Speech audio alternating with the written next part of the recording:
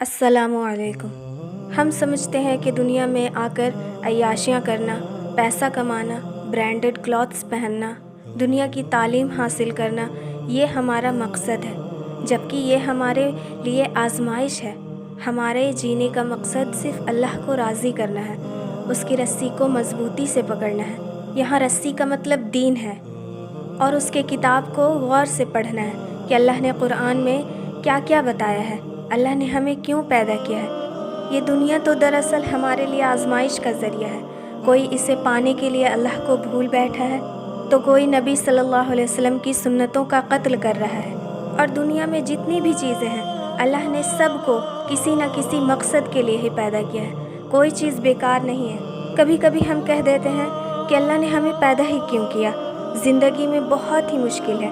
تو my brothers and sisters, Allah says in Quran, Allah did not create all these except for a purpose. He explains His science to those who understand. اور اللہ نے ہمیں اپنی عبادتوں کے لیے پیدا کیا ہے تاکہ ہم اس کی تعریف اور پاکی بیان کر سکیں۔ بات یہ نہیں ہے کہ اللہ کی عبادت ہو، بات یہ ہونی چاہیے کہ وہ عبادت کے لائق ہے۔ اگر ہم اس دنیا کو اپنے جینے کا مقصد بنائے ہوئے ہیں اور ہر وہ کام کر رہے ہیں جس سے اسلام نے روکا ہے، جس سے اللہ نے روکا ہے، تو ایسے لوگوں کے لیے اللہ فرماتا ہے اور ہر ایک کو ان کے اعمال کے سبب درجے ملیں گے، اور آپ کا رب ان کے اعمال سے بے خبر نہیں۔ پھر اللہ فرماتا ہے جو شخص نیک کام کرے گا اس کو اس کا 10 گنا ملے گا، اور جو شخص برا کام کرے گا اس کو اس کے برابر ہی سزا ملے گی، اور ان لوگوں پر ظلم نہ ہوگا۔ یہاں اصل زندگی تو آخرت کی ہے، ہم اسے ہی بھول بیٹھے ہیں، اس کے احکام کو بھول بیٹھے ہیں، سنتوں کا قتل کیا جا رہا ہے۔ تو یاد رکھو ایسے لوگوں سے اللہ جلد ہی انتقام لینے والا ہے۔ اللہ فرماتا ہے اب تم اپنے اس دن کی ملاقات کے فراموش کر دینے کا مزہ چکھو، ہم نے بھی تمہیں بھلا دیا، اور اپنے کیے ہوئے اعمال کی عذاب کا مزہ چکھو۔ یہ بہت بد نصیبی کی بات ہوگی جنہیں اللہ بھول جائے۔ تو مائی بردرس اینڈ سسٹرس، دنیا میں آنے کا مقصد ہی اللہ کو راضی کرنا ہے، اللہ کی عبادت کرنا ہے۔